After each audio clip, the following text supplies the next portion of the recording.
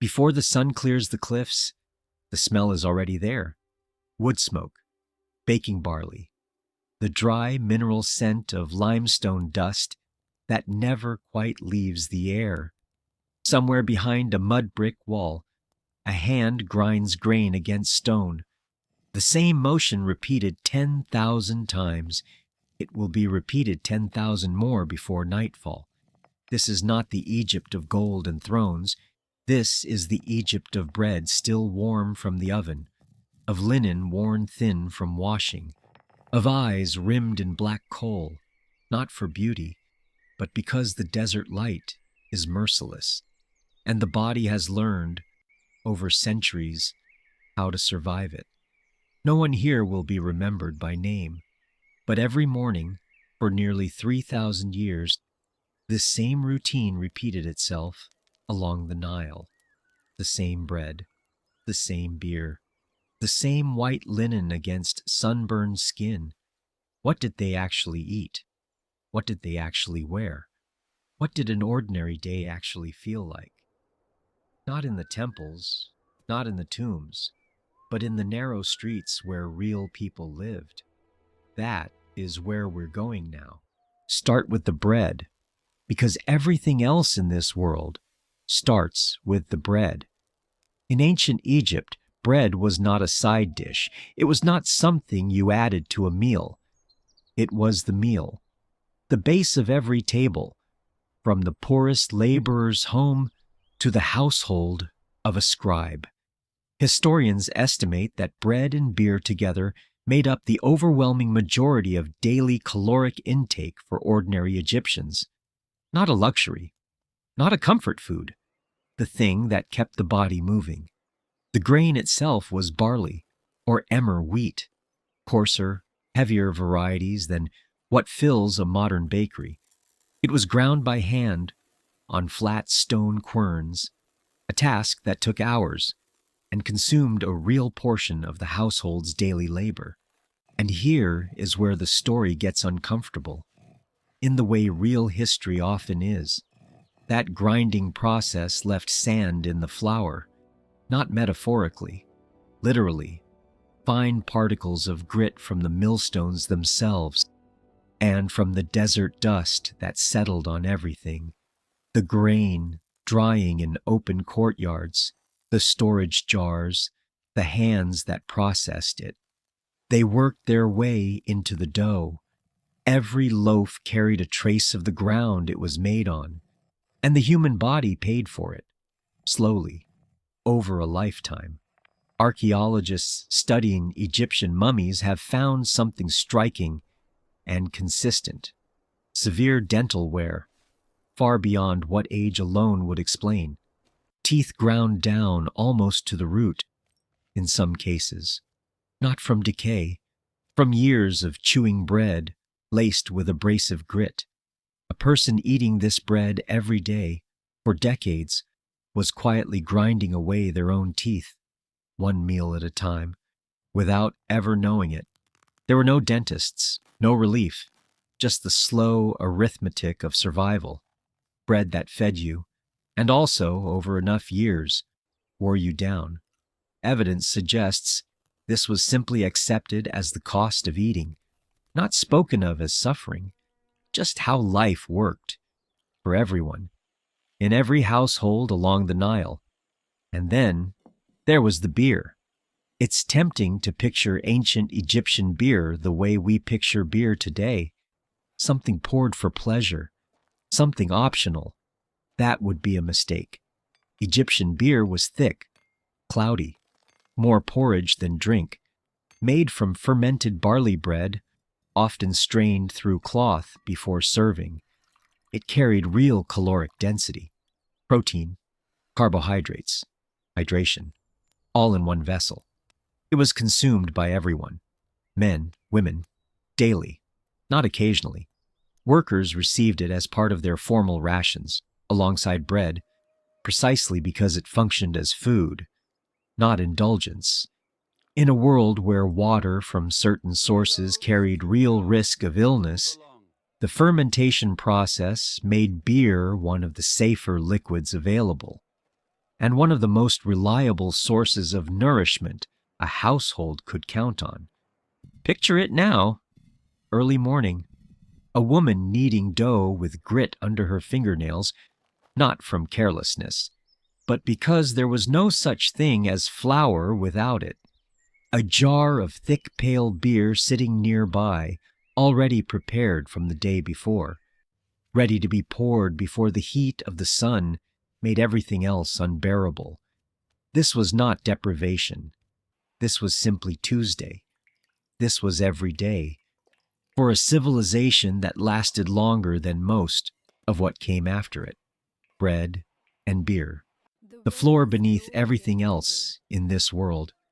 And already, in just these two things, eaten without a second thought, you can feel the texture of an entire life.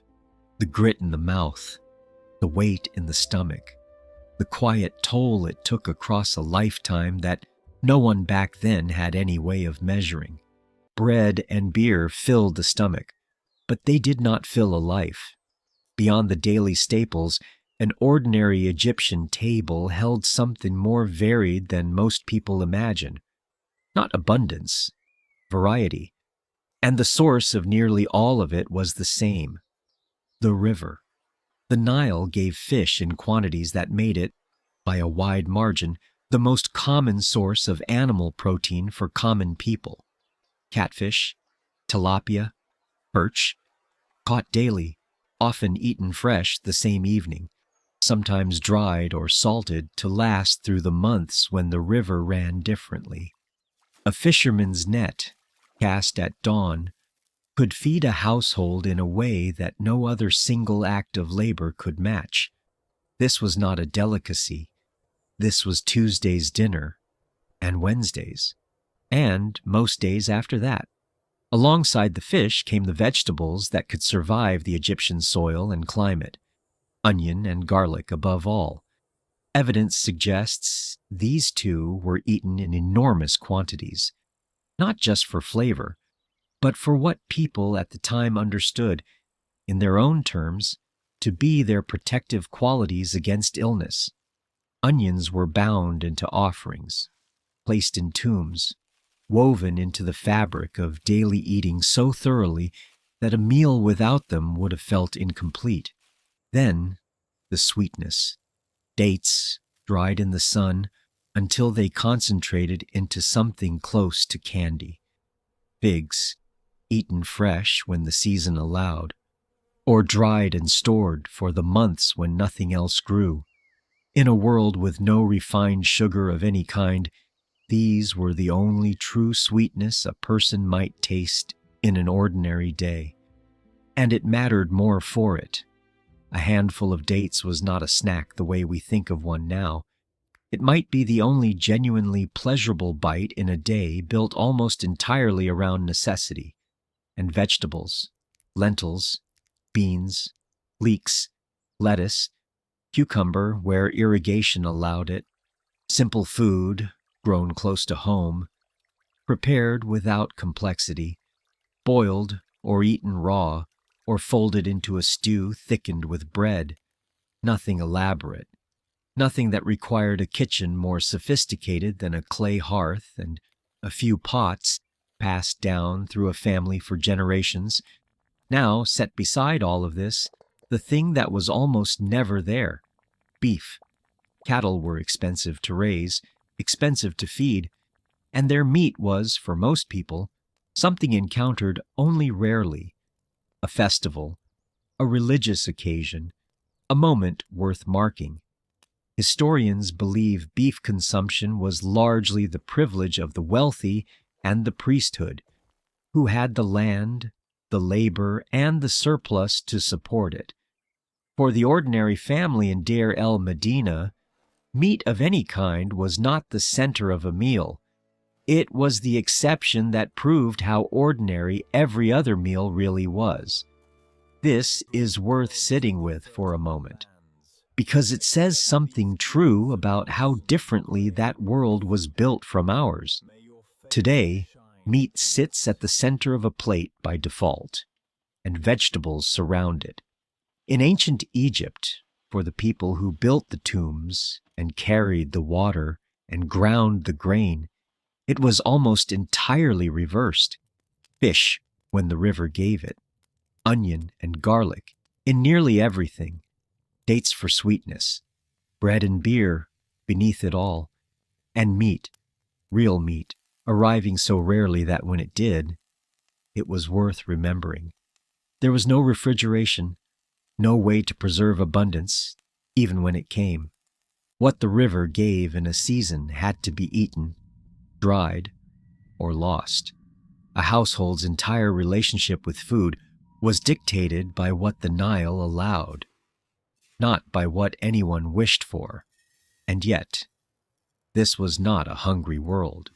Most of the time, it was a world of rhythm, of knowing exactly when the season would bring, and building an entire life of eating around that certainty. Comfort in this world did not come from variety or excess. It came from knowing the pattern would hold. Step outside at midday in Deir el Medina, and the sun does not ask permission. It simply arrives, white, flat, merciless on any bare skin exposed to it. Everything about how people dressed in this world was an answer to that single fact. Linen was the answer, not wool, which traps heat, not any fabric that clings or insulates. Linen, woven from flax, breathable, light enough to move with the body instead of against it. The wealthy wore linen so fine it was almost transparent, pleated and starched into elaborate folds. Ordinary people wore linen too, coarser, undyed, off-white or pale like sand that had been through the wash one too many times. But the fabric itself was the same across every social line. What separated a laborer from a nobleman was not the material. It was the weave, the whiteness, how many times it had been mended, and it was worn simply. A wrapped kilt for men, falling to the knee or mid-thigh. A close-fitting sheath dress for women, held at the shoulder, falling straight to the ankle. No buttons, no complicated tailoring. Clothing in this world was folded, wrapped, tied, designed to be put on quickly in the dark before dawn, and just as quickly removed at the end of a long day. Then there is the question of the feet. Sandals existed, woven from papyrus reeds, or cut from raw leather. Simple, flat, but sandals were not universal. They were, in a real sense, a mark of status. Historians believe the majority of ordinary Egyptians, especially laborers and craftsmen at work, went barefoot most of the time, saving sandals for travel, for temple visits, for the rare occasions that called for it. Think about that for a moment. Bare feet on sun-baked earth, on rough limestone, on ground hot enough by midday to make anyone hesitate, and still bare feet, most days, because that was simply how it was. Now the face. This is where the picture most people carry in their heads gets closest to the truth, and also furthest from it. Kohl, a thick black paste, applied heavily around the entire eye, was worn by men and women alike, every single day, at every level of society. This was not vanity in the way we might assume. It served a real practical purpose, cutting the glare of that relentless desert sun and offering some protection against the flies and infections that thrived in the heat. It was medicine wearing the shape of beauty. A child was not considered fully dressed without it. Neither was anyone else. Wigs, too, were common, for both men and women, worn over natural hair that was often kept short or shaved entirely for comfort and cleanliness in the heat. A wig could be set aside at the end of the day, the way we might remove a hat, and beneath all of it, the hygiene itself. Bathing was frequent, expected. a daily discipline in a climate that punished anyone who neglected it. Oils were worked into the skin against the dryness of the air. This was a society that valued personal cleanliness with an intensity that would surprise most people who imagine antiquity as inherently dirty. Picture it now, all together. A body oiled against the desert air, eyes rimmed thick and black, white linen catching the light, already slightly translucent with sweat by mid-morning, bare feet on hot ground, moving without hesitation, because there was no alternative. Nothing about this was performance. It was simply how a human being learned, over thousands of years, to survive inside one of the harshest climates on Earth. And somehow, within that survival, to still care about how they looked doing it. No one in ancient Egypt owned a clock. They didn't need one. They had something more reliable, more absolute, more entirely beyond human control: the river. The Nile did not simply provide water, it provided time itself. The entire Egyptian year was divided into 3 seasons, and every one of them was dictated by the river's own rhythm, not by any human calendar layered on top of it. Akhet, the inundation, when the Nile rose and spread across the fields, drowning the land under a slow, deliberate flood. Pharaoh, the emergence, when the water withdrew and left behind a black, fertile silt, rich enough to grow almost anything pressed into it. And Shemu, the harvest, the dry season, when the crops planted in that black soil were finally cut, gathered, and stored before the heat turned the fields to dust again. Everything followed this pattern, not loosely, not as a general guideline, as law, in the truest sense, a law written by geography, not by any king. During the inundation, when the fields disappeared underwater, agricultural labor simply stopped. It had to. There was nothing to plant, nothing to harvest, nothing to tend. And this is where something remarkable happened, something historians point to again and again as a defining feature of this civilization. That idle season, those months when the land itself made farming impossible, became the exact window when the great building projects moved forward. Temples, tombs, monuments meant to outlast every person who laid a single stone of them. Farmers, freed from the fields by the very flood that would later feed them, became laborers on projects far larger than any single life. Think about what that means. The same river that could ruin a harvest with too little water, or too much, was also the reason a nation's monuments could rise at all. The flood was not simply an inconvenience to survive. It was the machinery that made everything else possible. An entire civilization's labor calendar, quietly written into the water level of a river most workers had never seen from source to sea. When the water receded, the real work of the year began.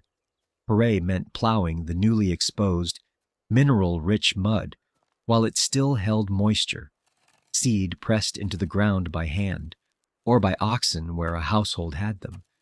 This was labor measured in weeks, not days, a race against how quickly that black soil would dry and harden if the planting came too late.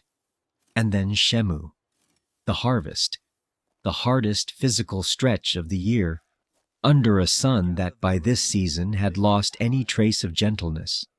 Grain cut by hand with simple sickles, gathered, threshed, stored in granaries built specifically to protect it from vermin, from moisture, from the months ahead when nothing new would grow. What was harvested here had to last. There was no second chance before the flood came again.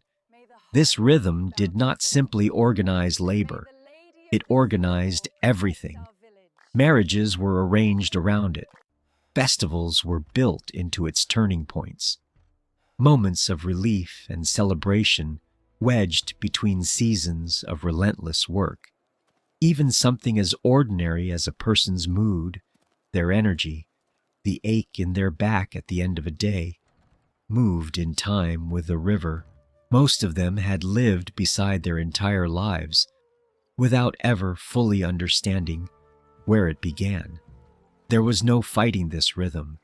There was only learning to live inside it, generation after generation, until the pattern was no longer something imposed on a people. It was simply who they were.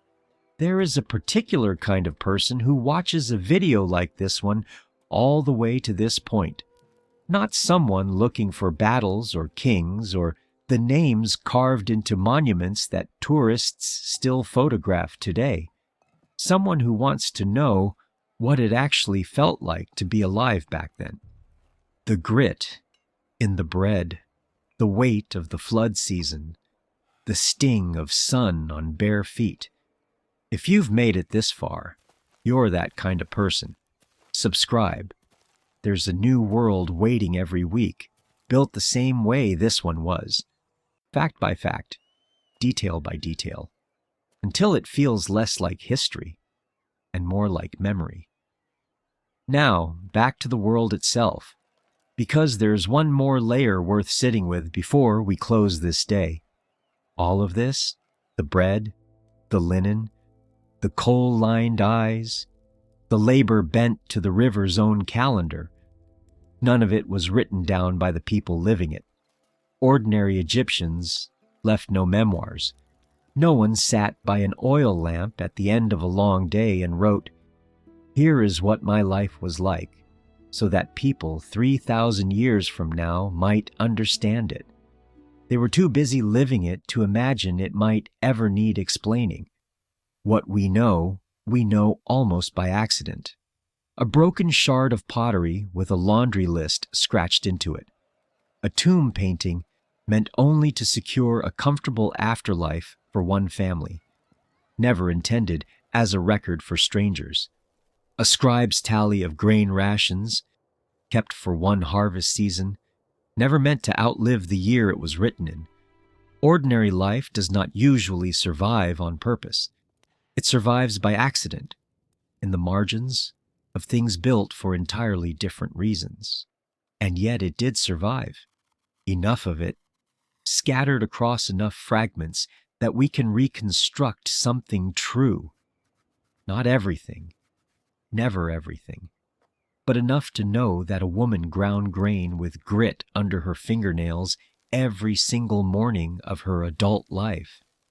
Enough to know that a man's teeth wore down slowly, silently, one loaf at a time, without him ever suspecting the bread itself was the cause.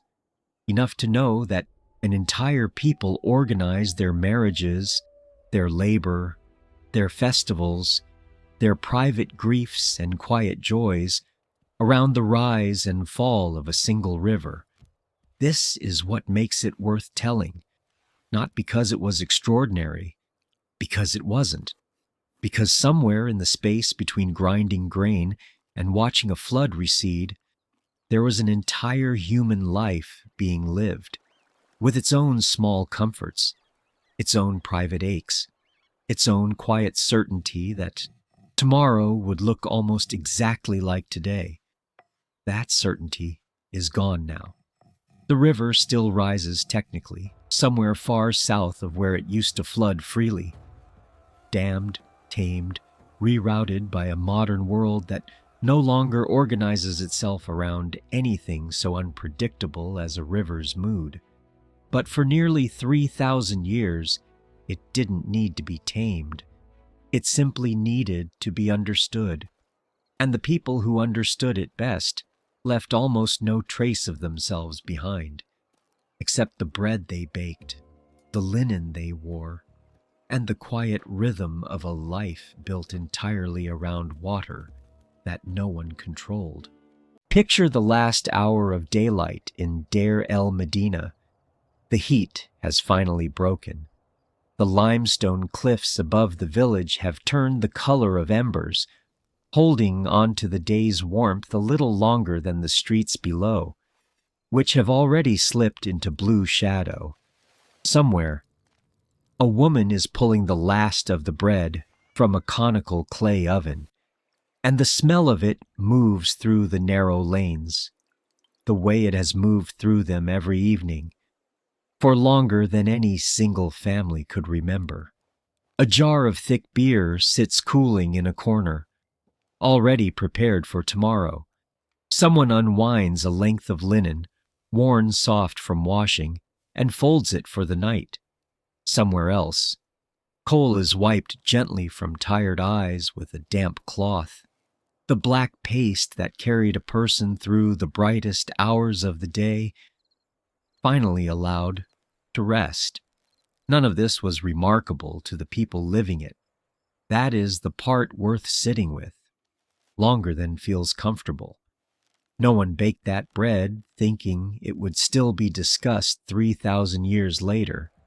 No one wrapped that linen believing a stranger, in a language that didn't exist yet, would one day try to describe exactly how it felt against sun-warmed skin. They were not performing history. They were simply getting through a day, the way people always have, the way people always will. And that, in the end, might be the truest thing this world can teach us. Not the size of the pyramids, not the names of pharaohs carved into stone, specifically so they would be remembered. The opposite, actually. The people who left no name behind at all, the ones who ground the grain, wove the linen, watched the same river rise and fall their entire lives. They are the ones who actually built the world we're still trying to understand. Bread that wore down teeth without anyone noticing until it was too late to matter. Linen chosen not for fashion, but for survival. A calendar written not in ink, but in water. None of it grand, all of it necessary. And underneath every necessary thing, a human being who woke up, faced the heat, and did what needed doing. The same quiet act repeated by nearly everyone who has ever lived, in every century, everywhere on Earth. If this channel means anything, it means this. The emperors and the pharaohs get the statues, but the rest of us, the ones grinding grain, wrapping linen, watching rivers, we get something better. We get to recognize ourselves in them. If this found something in you, share it with someone who'd feel the same way. And tell me in the comments, which world do you want to step into next? Which civilization? Which ordinary life waiting to be remembered? The bread cooled. The lamps were lit, one by one, in windows across the village. The river kept moving, indifferent, toward the sea. He got through his day. So did everyone around him. So will you.